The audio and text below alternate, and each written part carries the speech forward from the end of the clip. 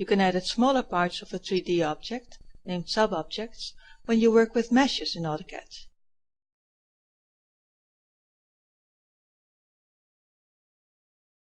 Subobjects are subdivided into faces, edges and vertices. Edit the small parts of the model on the Subobject panel. Press the Ctrl key to select faces, edges and vertices, and then place the mouse cursor in the desired position on the model. After selecting, a grip is enabled to modify the desired area in the model. This selection can be done in several points at the same time. This way, object modification is defined by the number of selected subobjects.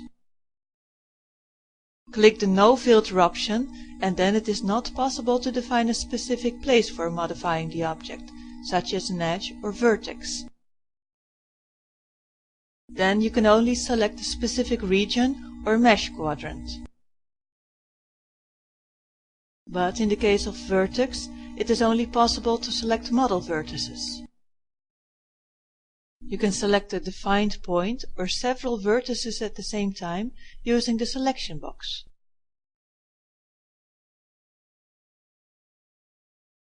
Keep the edge enabled and then select the edges on each face of the mesh, which can also be selected together. See, when you place the mouse on one of the axes, it defines the edge change direction.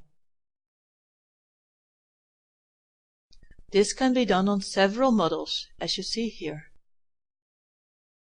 Part selection can vary in many ways, but you need to define in the model where to start drawing. As you have already studied, there are also several possibilities for working with scales to increase your editing range of a model using mesh elements. Enable Face and then select a model face defined by a mesh quadrant made up by the sum of 3 or more edges. This may be the most common option due to its ease in selecting and identifying a region in a model. Solid History displays the history of selected models through a wire outline and shows how the model was started. For example, if a cut is made on the geometry, this is displayed so that you understand what changes have been made on the object. The correct choice of these elements in a mesh for model editing must be considered very well, as an incorrect selection can misshape your model.